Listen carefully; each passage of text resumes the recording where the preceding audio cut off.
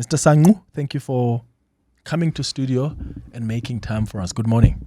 Good morning to you, Clement. It's wonderful to be here this morning. I appreciate the invitation. You have been on the job for how long now? Is it about 4 or 5 months? It's just under 5 months, I think. I started on the role on the 12th of July of this year. Were you surprised when you started the job? Were you surprised at the extent of the crisis at Transnet? Because I suppose you knew the problems before. As a former executive at Anglo American, as a former vice president of the Minerals Council of South Africa. In fact, I think at some point, the Minerals Council revealed that the country lost out on about 50 billion rand in potential revenue through ore exports just last year alone, due to the inability of the Transnet freight rail to meet demand by transporting the bulk freight to ports like Richards Bay. So when you compare what you knew and what you found, there must be a huge difference there. What's your assessment? Clement, I think I must say that I was indeed surprised. I mean, I'm not the one who shies away from challenges. And also that this is one time that our country needs us. And it's also important that we don't stand on the sideline and that we put our shoulder to the wheel, and raise our hands and say, count me in. I think that's the spirit, and that's really the context upon which I have accepted this role. But I was also mindful of the fact that it's not something that I could do alone. I needed the collective wisdom, cooperation of all the parties. My assessment is that what I found there really was more than what I had thought. But what became clear to me was that we've not been open and transparent in communicating our problems and our challenges. Because the challenges are not new. They've been there for a long time. But I don't think we've been very transparent, open and honest in communicating those problems. Yeah. When you say we, I'm talking about Transnet. Transnet as a company. As a company. Okay. Because these problems have been there. We are here today because of things that have been in the making for a while. And without them being addressed, it is a confluence of all of those factors interfacing and interacting with each other, bringing in various levels of complexity. And that's really what brings us to here. So to answer your question, indeed, what I found that is that perhaps we have not communicated that better. Yeah. And that's our focus, amongst other things. It's just to be able to elevate, the level of awareness around the kind of challenges and problems that we're having. Yeah, and we'll talk more about those challenges and what the plan is to fix them. I mentioned the 50 billion rand in potential revenue that was lost, that the Minerals Council sort of suggested was the cost as a result of the inefficiencies of Transnet. Now that you are in the belly, inside the belly, and you know what you know, would you say that 50 billion rand in potential losses is actually a conservative amount? Because some people in the industry they're saying we're looking at 1 billion rand a day that is lost to this economy as a result of Transnet's inefficiencies. Look, what I can accept is that indeed the lost revenue is very substantial, and remember that a logistic platform, is a platform that is critical for the movement of goods, from ports to suppliers to customers, etc., etc. So any delays, due to breakages or whatever inefficiencies, whatever it is, it will certainly hurt, the parties. It will also hurt the economy of South Africa. But I've not been privy to how those numbers have been calculated. But we can accept the fact that there is indeed a loss, and as soon as possible, as soon as it is practically possible, it has to be addressed. So from the assessment that you've made, what is wrong with Transnet? What are the issues? So from our assessment, I mean, we have taken an approach that looks at the income statement of Transnet. And by that, I mean looking at what are some of the key elements of the income statement. And that talks to the turnover of Transnet. We have seen that it has been declining for the last 5 to 7 years. And when we start looking at what are some of the causes of that decline, we observe that the decline in volumes has been one of the significant contributors to the decline in turnover. And we started drilling a little bit down, and we noticed that the decline in volumes is a function of a lot of things. One is our own inefficiency as a company in terms of lacking in what I call a high-performance culture. And two, the issue of cable theft and security issues. What that has done, it has really affected our ability to provide those volumes on a continuous basis. Also, the issue of equipment that is past its economic useful life. In other words, most of the equipment, you have to do what we call a midlife refurbishment. Just to give an example, if you go to the port, you have these tags that we use. The average life of the tags now is 49 years. So ordinarily, the midlife is around 35 years. You need to do a refurbishment. So our assessment is that once those are not done, you are not able to transport volumes of goods on a continuous basis. So the whole issue of maintenance of equipment, the whole issue of not upgrading our equipment, it's one of the reasons why we're here. But of course, there are many reasons, and I'm not going to go into that detail, except to say that the whole issues around operation is a question of not having the latest equipment, not having the latest technology, and also not having, the right kind of culture in the business, that will enable us to do that. This is just more on the income statement. Very briefly, on the balance sheet side, we've got unsustainable debt that is sitting in our books. We're paying around 13 billion rand per annum, just on debt service costs. So what that does is that it throttles our cash that ordinarily we would have had access to help us to address some of the issues that I have mentioned. So also the way in which we have not been able to maintain our assets, the consequence of that is that we've got a number of our own assets that are not in service. You know the story about the locomotives. You know the story around some of the wagons, and also the poor rail infrastructure. So the confluence of all of those factors over time is what has brought us here. But having said that, we have put together a recovery plan that was approved by the board on the 14th of October. That recovery plan, it works across all of our operating divisions. It looks at what is achievable and doable over a 6-month period. And we'll get into that after the break, what that recovery plan entails. Because also you need money to execute that recovery plan. Money that Treasury hasn't come out to commit.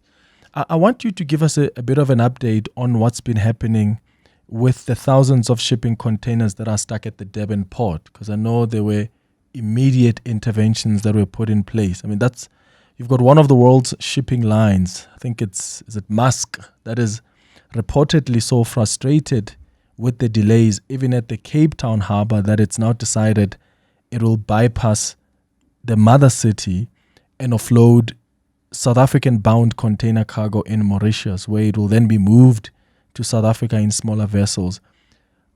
What that indicates to me is that we are slowly but surely losing our status as the gateway to Africa, and we cannot afford that. Is that how you're reading it as well? No, I'm not reading it that way. I'm reading it from a viewpoint to say that we have a problem at the moment, and that problem needs to be solved, and it needs to be solved quickly. But it's a two-pronged approach to solving that problem. The first one is to say, what are the here and now issues that need to be looked into and addressed to solve that problem, in the short term? And what are some of the things that we need to do now to make sure that we never find ourselves in this situation again? And talking about the latter, it's a question of saying perhaps we don't have to operate all of our ports ourselves, that perhaps some of our ports in the medium to long term, we need to bring in the private sector. First of all, to address the issue that I'd raised earlier around the issue of equipment maintenance, so that they can introduce capital and they can introduce new up-to-date equipment to address those issues, improve efficiency, introduce technology. So our view in terms of the 5 to 10 years from now, we completely need a completely different configuration. But what happens in the meantime? Exactly. I'm coming to that. But I wanted just to say that we should not think that everything is going to be solved in the short term, because the nature of these problems are very structural.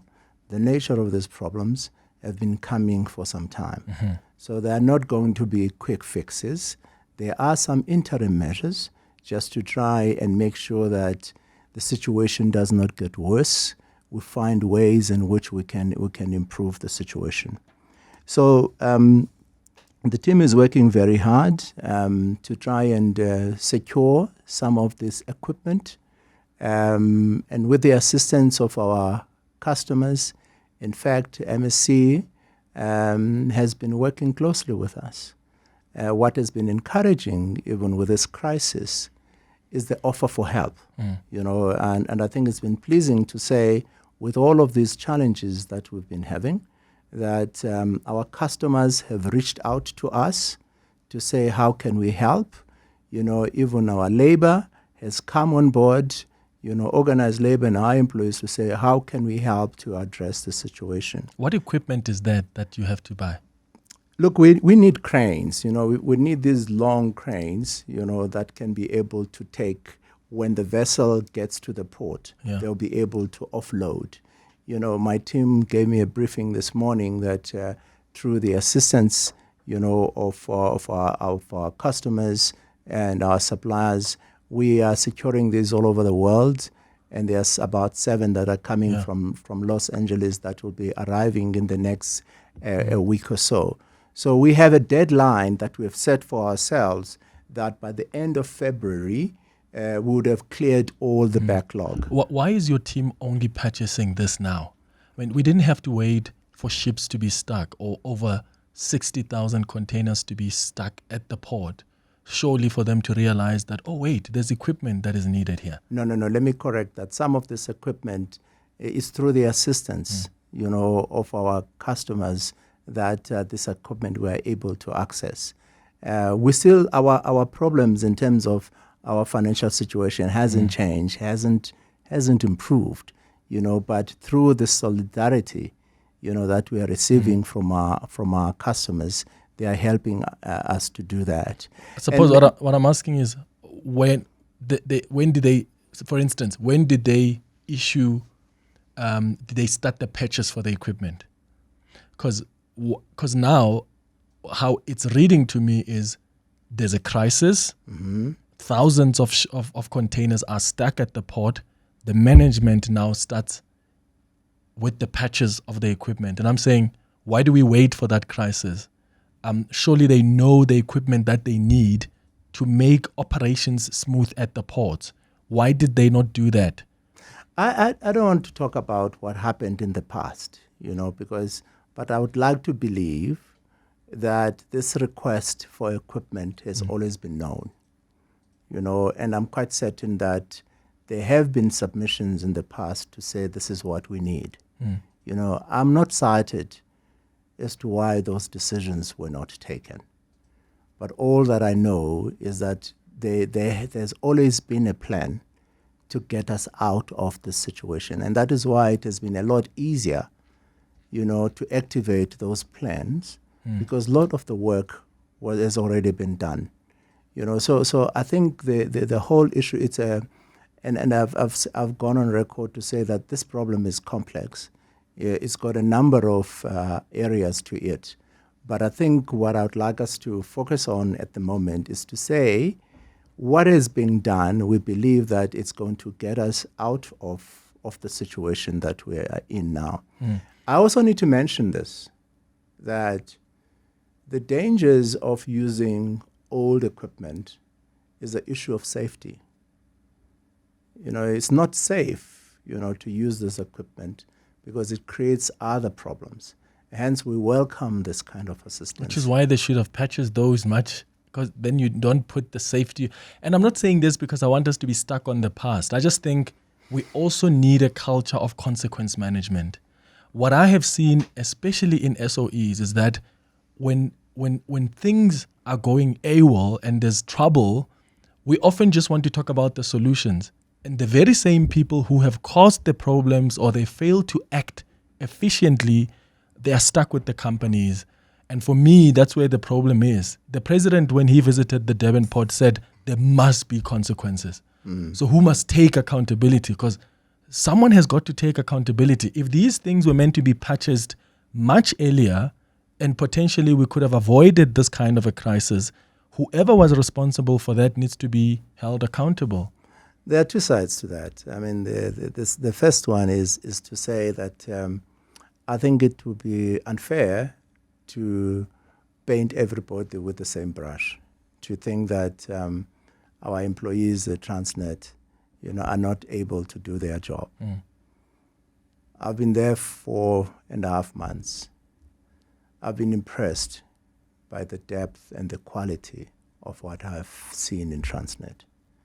Whether or not that they've been given a space and an opportunity to do their job and got the support that they needed, it's a discussion for another day.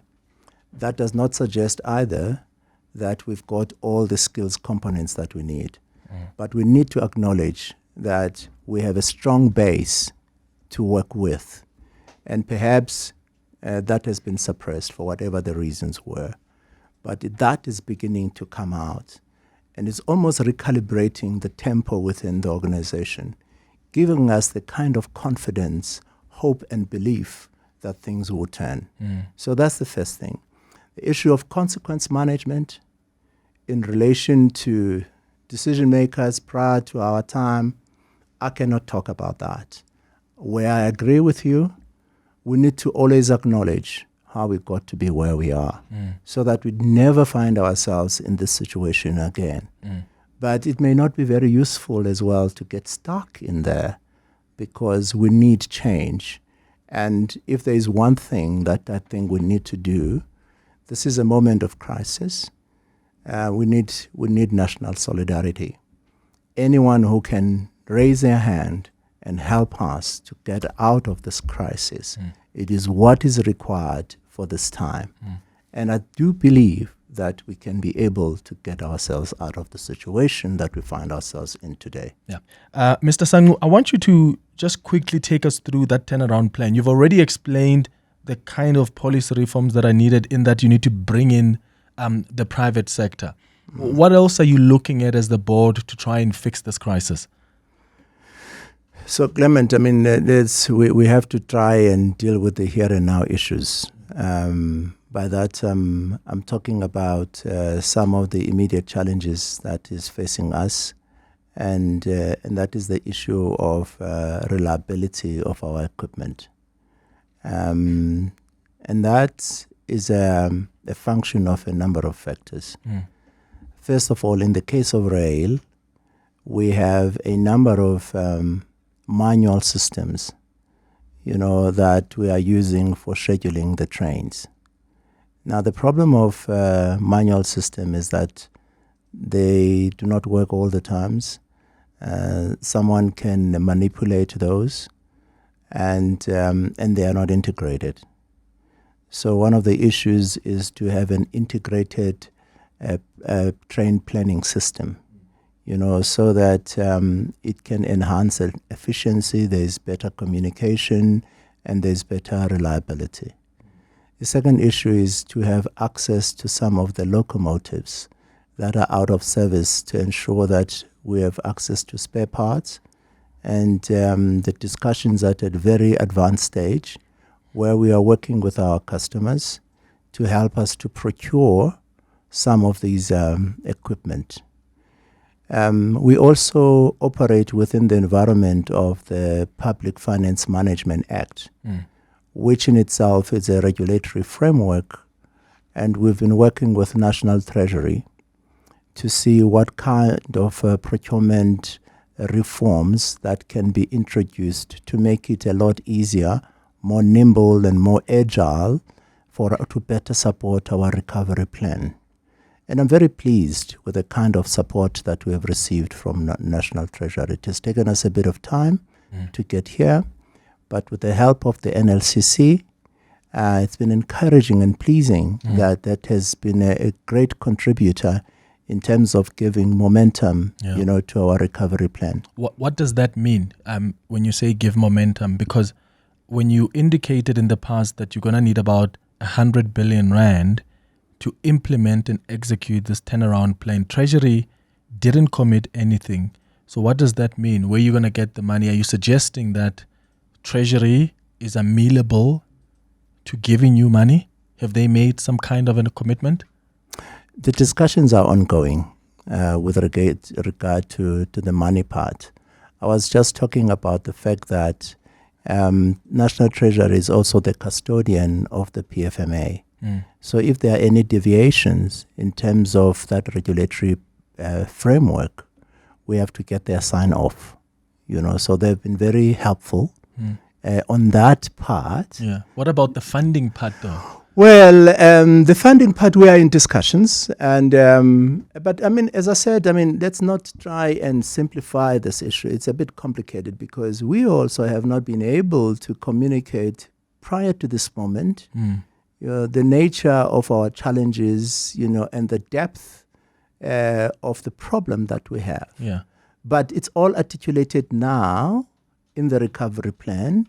And we've made it very clear that the execution and the implementation of that recovery plan is predicated on us being able to secure the funding support. The reason why we're saying this is because when we have analyzed our balance sheet, we've come to a conclusion that we have reached the maximum limit of our borrowing capacity. In other words, we cannot go out there and raise funding, to be able to procure all of these equipment. Therefore, we need the shareholder support to help us to almost recapitalize the company to be able to drive the turnaround plan. So you need all hands on deck, but needless to say, those discussions as we speak after the budget speech are continuing. I thought there was going to be a mention at the budget speech, even if it's some soft commitment of sorts, because the execution of this plan is urgent. Correct. Right? Correct. We need the plan to be executed as soon as possible. So if there's no commitment from Treasury, that delays the execution of the plan, which then prolongs the crisis, which then damages the economy? Well, I mean, I can't speak for the shareholder, on that, except to say that we are in discussions with the shareholder, and we are doing our best to try and raise, the urgency of this matter. But like I said, we are in discussions, and maybe they can really share with you what is in their minds in terms of what is possible. You also need to recognize that the National Treasury as well has explained their own constraints. Yeah. So it's a balancing act. But of course, if you get the logistic platform working again, then it improves the revenue for the fiscus as well. But I don't think it's really my place, to talk up on behalf of the National Treasury, except to say that the shareholder involvement at that level is an integral part of the acceleration of this recovery plan. Yeah, and Treasury always tells us that the fiscal framework is already under a lot of strain, but also you can't look at Transnet and see it go down the drain, because that's an important part of the economy. They've done a similar thing with Eskom, where they've taken over part of their debt. What I want to understand, though, is what are the consequences of Treasury and the shareholder delaying with the funding? That's what I want the listeners to understand. So the longer Treasury takes, you and Treasury take in your discussion around the funding that is needed to execute this plan, what does it mean in real terms for what we're seeing in Durban, for the crisis that already exists? Well, what it means is that that crisis would continue for a while, because we don't have an off-the-shelf kind of framework to bring in the private sector at the moment. It's a process, it's a journey. It may take anything from 18 to 24 months to bring in the private sector on board. But in the meantime, we would need to get that kind of financial support. And so our recovery plan recognizes the issue of policy reform. It's very clear. You would recall that we've made an announcement that we would have an infrastructure manager on the 1st of April 2024. What does that mean? It means that we will now have a rail infrastructure that is operated independently. In other words, TFR itself would be the user of this infrastructure in terms of the rail capacity, but other third parties will also be able to use that platform. And this is now third parties, I'm talking about the private sector, where if, for example, you are a customer, you want to transport your goods to Richards Bay, you don't have to use Transnet alone.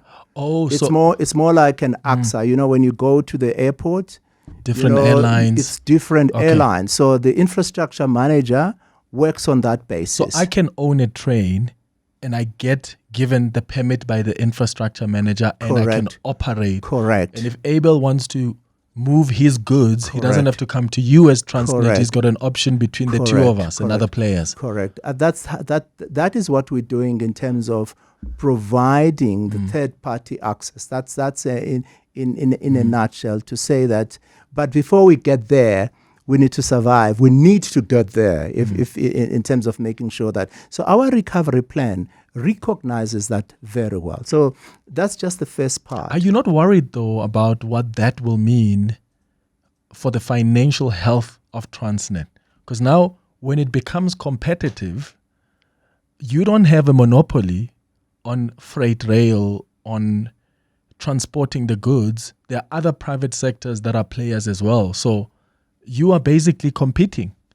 It's fine. I mean, I think that's we have to compete on the basis of efficiency. We have to give customers an option. But then your operating model has always been solely based on we are a monopoly. Yes. This is how we make our money. So you've got to think creatively then around how you also make money as Transnet, because now you're operating in a competitive environment. Yes, that's correct. But this model, it's what has been used all over the world, where the rail infrastructure has been opened up to create opportunities. It improves efficiency. It also allows for investment in the infrastructure to address some of the issues that brought us here. As you know, all over the world, governments, have started to have pressure with regards to their finances. There will still be a core that would be maintained by government, but in terms of allowing the private sector to operate, that is really the model. And it does not even end there. The port system is being envisaged in a similar way.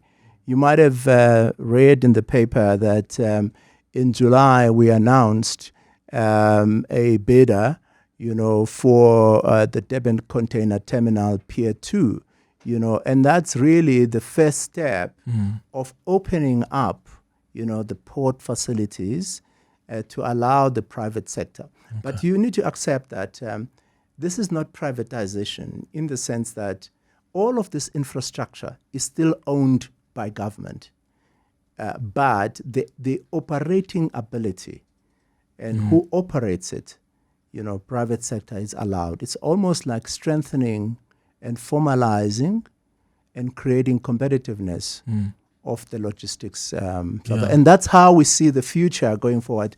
The future of Transnet is going to be different from what we have seen in the past.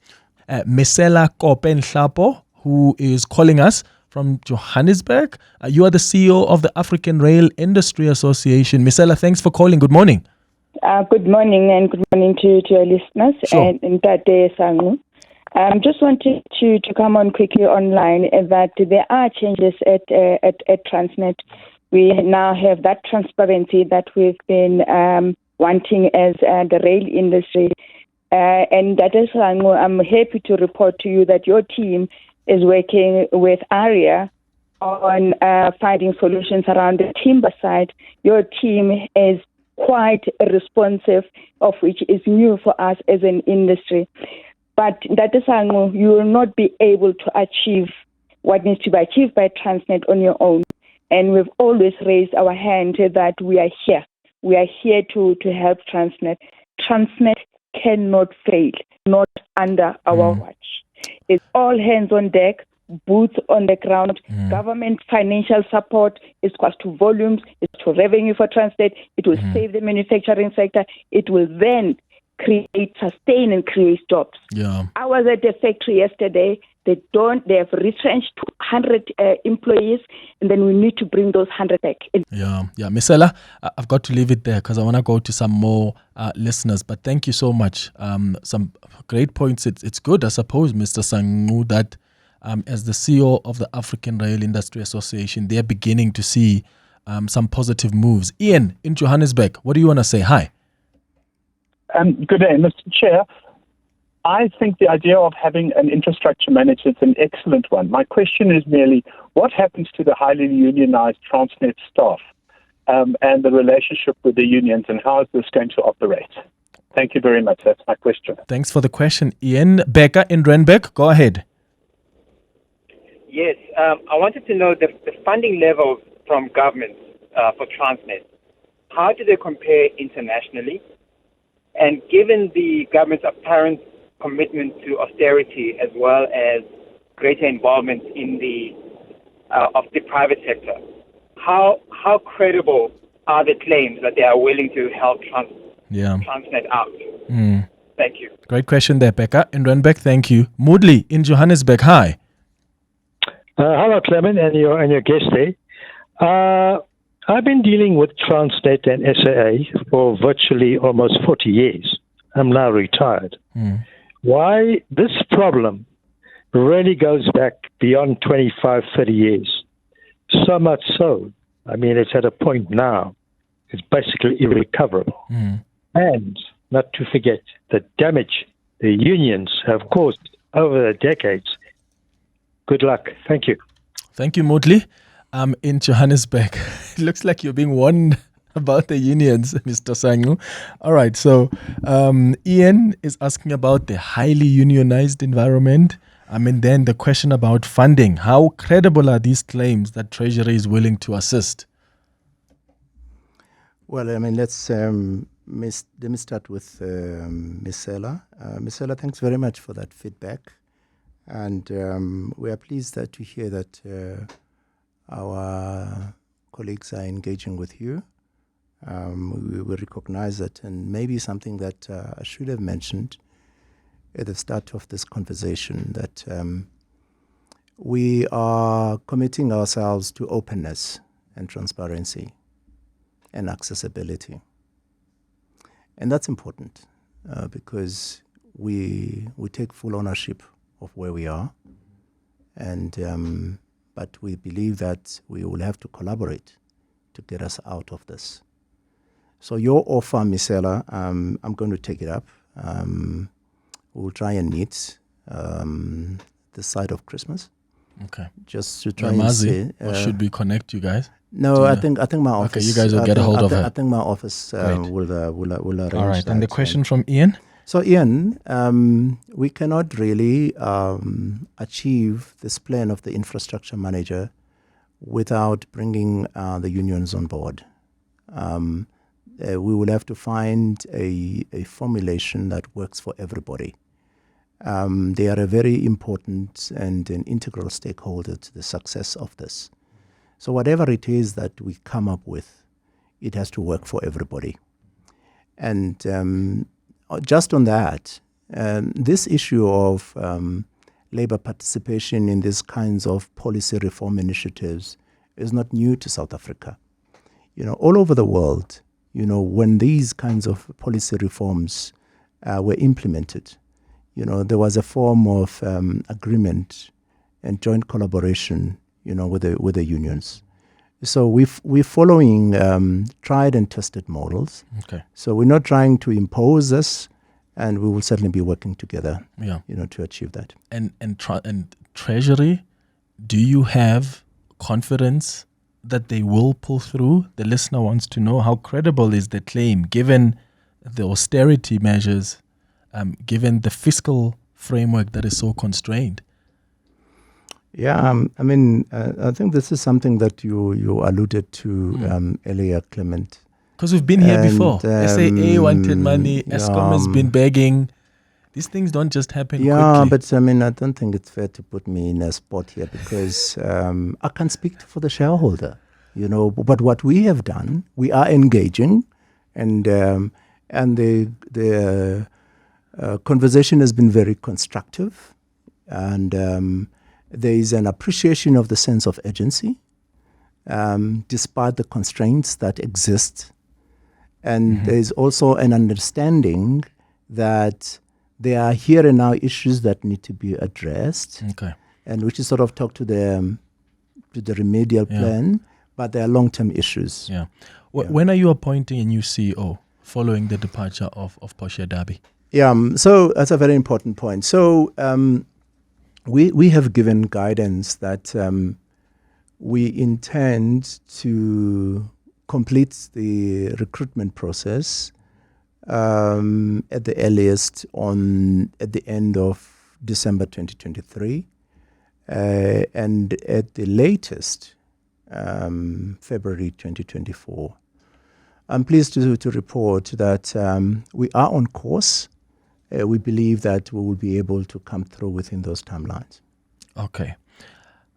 When the Public Enterprises Minister directed the board to assess Portia Derby's suitability for the post, what did you find as the board? Well, I don't think we should really narrow the interpretation of that directive from the minister. It was not only about Portia as a former CEO, and it really was about assessing the leadership competency, of the executives. What did you find? And so that process, we got one of the international recruitment firms, to conduct that work for us. And it's almost completed now. And they will be sharing the results of that with us early in the new year. Okay. Mr. Andile Sangqu, time flies. I would have loved to discuss more things with you, but I'm sure I can have you again in studio sometime. I think this is an important issue. South Africans are concerned, stakeholders are concerned, so we have an interest as well in seeing Transnet being pieced together. So I hope we can have you back in studio to engage further on these issues, on how you're turning around that company. No, thanks very much. And I think it's been a wonderful opportunity and honor to be here, with you to discuss this kinds of issues. Indeed, you are correct.